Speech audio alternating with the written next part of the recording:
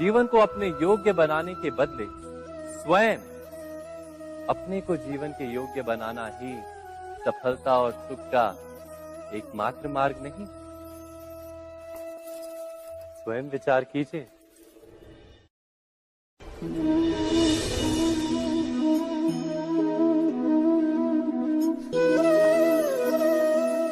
सत्ता की लालसा सबके हृदय को घेरे रहती है। प्रत्येक व्यक्ति अपना एक राष्ट्र निर्मित करने का प्रयत्न अवश्य करता है।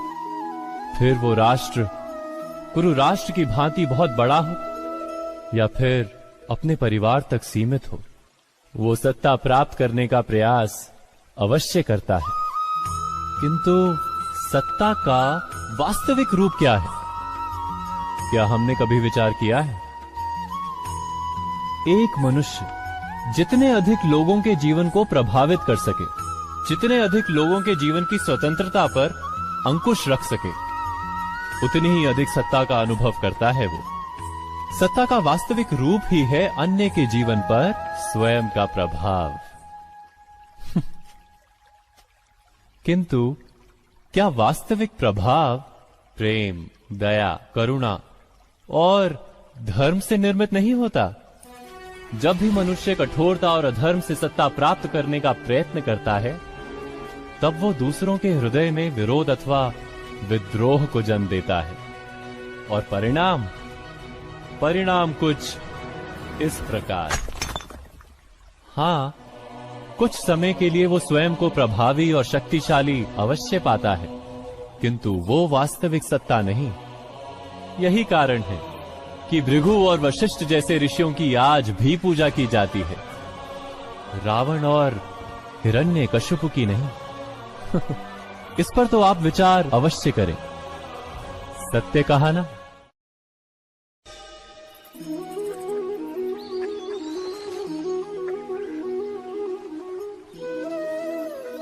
समय के आरंभ से ही मनुष्य को एक प्रश्न सदा पीड़ा देता है कि वो अपने संबंधों में अधिकतम सुख और कम से कम दुख किस प्रकार प्राप्त कर सकता है। क्या आपके सारे संबंधों ने आपको संपूर्ण संतोष दिया है? विचार कीजिए। हमारा जीवन संबंधों पर आधारित है, हमारी सुरक्षा संबंधों पर आधारित है। इसी कारण हमारे जीवन के सारे सुखों का आधार भी संबंध है। किंतु फिर भी हमें संबंधों में ही अधिकतर दुख क्यों प्राप्त होते हैं? सदा ही संघर्ष भी संबंधों से ही उत्पन्न क्यों हो जाते हैं? कभी विचार किया है? जब कोई व्यक्ति किसी अन्य व्यक्ति के विचार अथवा कार्य को स्वीकार नहीं करता, उसमें परिवर्तन करने का प्रयत्न करता है, तो संघर्ष जन्म लेता है। अर्थात जितना अधिक अस्वीकार उतना ही अधिक संघर्ष, और जितना अधिक स्वीकार उतना ही अधिक सुख। क्या ये वास्तविकता नहीं? यदि मनुष्य स्वयं अपनी अपेक्षाओं पर अंकुश रखे, अपने विचारों को परखे, किसी अन्य व्यक्ति में परिवर्तन करने का प्रयत्न ना कर स्वयं अपने भीतर परिवर्तन करने का प्रयास करे, तो क्या संबंधों में संतोष प्राप्त करना इतना कठिन? अर्थात क्या स्वीकार ही संबंध का वास्तविक अर्थ नहीं? स्वयं विचार कीजिए।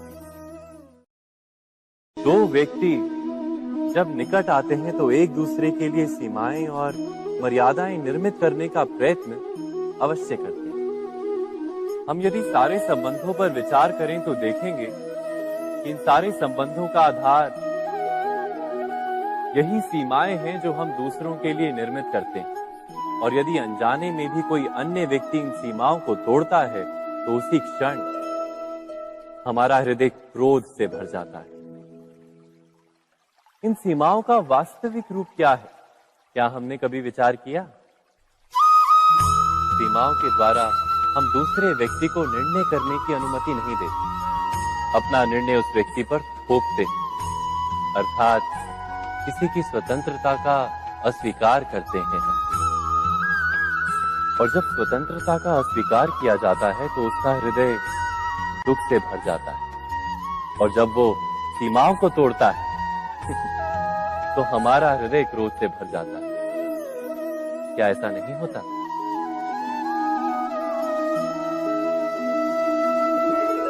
पर यदि एक दूसरे की स्वतंत्रता का सम्मान किया जाए तो किसी मर्यादाओं या सीमाओं की आवश्यकता ही नहीं होती। अर्थात जिस प्रकार स्वीकार किसी संबंध का देह है, क्या वैसे ही स्वतंत्रता किसी संबंध की आत्मा नहीं? स्वयं विचार कीजिए।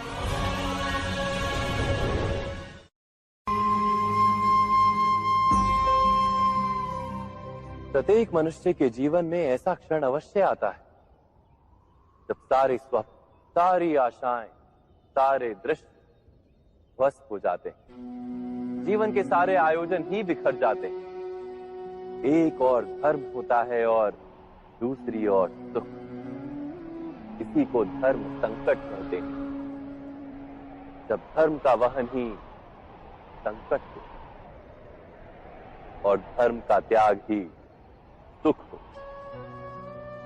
विचार कीजिए, कभी किसी स्वजन के विरुद्ध सत्य बोलने का अवसर प्राप्त हो जाता है, कभी ठीक दरिद्रता के समय सरलता से चोरी करने का मार्ग प्राप्त हो जाता है, कभी किसी शक्तिशाली राजनेता या राजा के कर्मचारी का अधर्म प्रकट हो जाता है। सबके जीवन में ऐसी घटना बनती ही रहती है।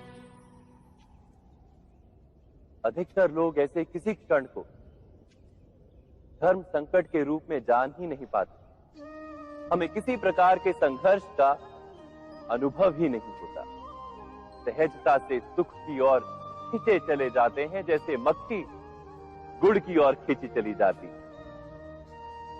वास्तव में धर्म संकट का क्षण ईश्वर के निकट जाने का क्षण होता है। यदि हम संघर्षों से भयभीत ना हो, सुख की ओर आकर्षित ना हो, अपने धर्म पर दृढ़ रहे, तो ईश्वर का साक्षात्कार दूर नहीं।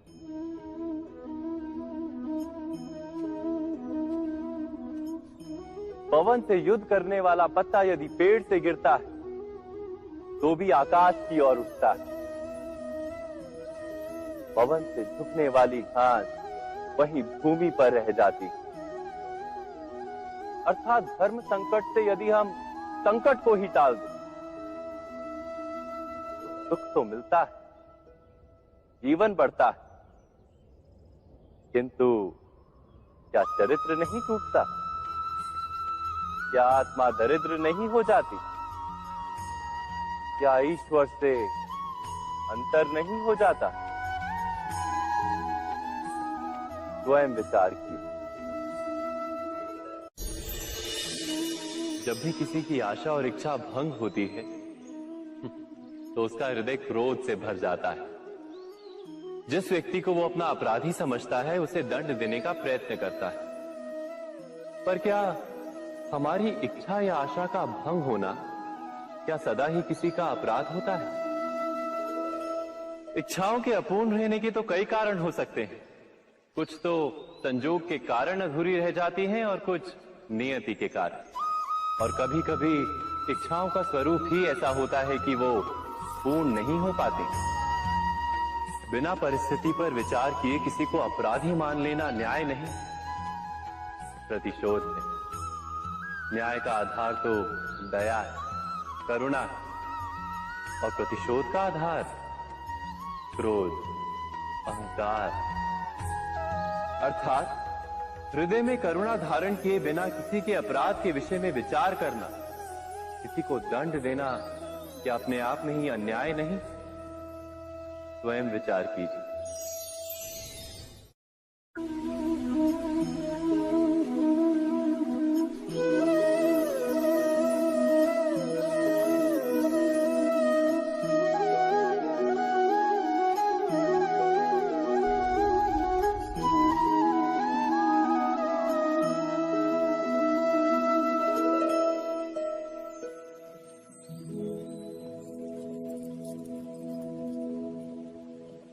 भविष्य के आधार पर सब आज का निर्णय लेना चाहते हैं।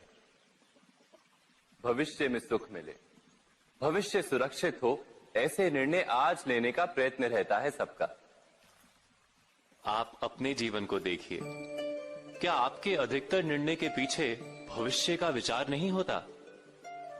और हो भी क्यों ना, अपने जीवन को सरल और सुखमय बनाने का प्रयत्न करने का अधिकार सबका है। पर भविष्य तो कोई नहीं जानता, केवल कल्पना ही की जा सकती है। तो जीवन के सारे महत्वपूर्ण निर्णय कल्पनाओं के आधार पर ही करते हैं हम। क्या निर्णय करने का कोई तीसरा मार्ग हो सकता है? विचार कीजिए। सारे सुखों का आधार धर्म है और वो धर्म मनुष्य के हृदय में बसता है। तो प्रत्येक निर्णय से पूर्व स्वयं अपने हृदय से ये प्रश्न अवश्य पूछ लेना कि ये निर्णय स्वार्थ से जन्मा है या धर्म से। क्या इतना पर्याप्त नहीं? भविष्य के बदले धर्म का विचार करने से क्या भविष्य अधिक सुखपूर्ण नहीं होगा? स्वयं विचार कीजिए।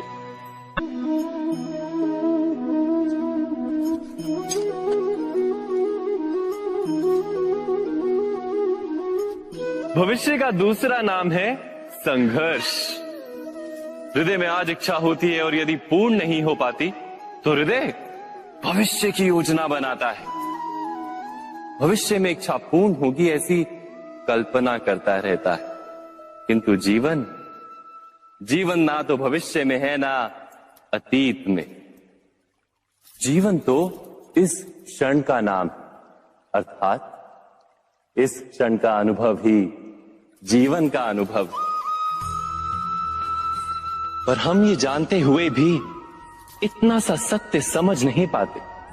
या तो हम बीते हुए समय के स्मरणों को घेर कर बैठे रहते हैं, या फिर आने वाले समय के लिए हम योजनाएं बनाते रहते हैं और जीवन जीवन बीत जाता है।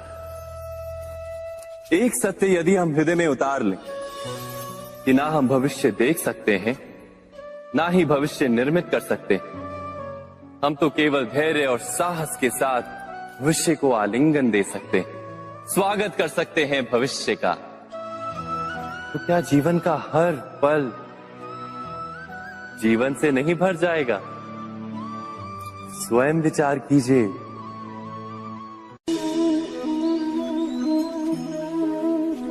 सबके जीवन में ऐसा प्रसंग अवश्य आता है कि सत्य कहने का निश्चय होता है हृदय में, किंतु मुख से सत्य निकल नहीं पाते।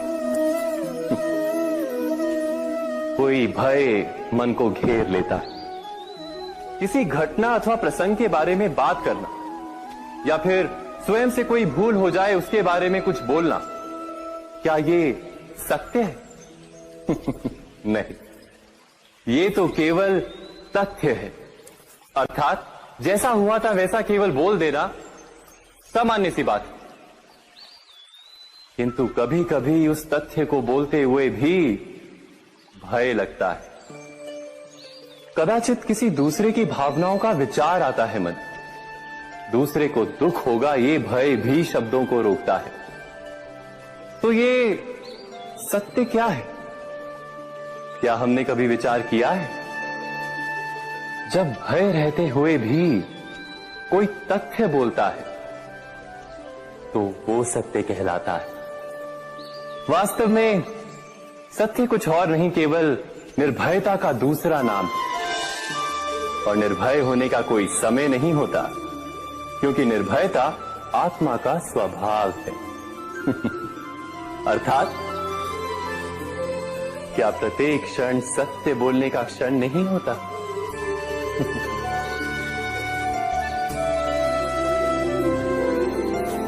स्वयं विचार कीजिए।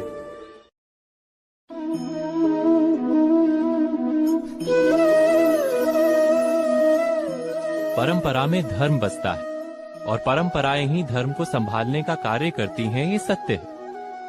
पर क्या केवल परंपरा ही धर्म है? विचार कीजिए।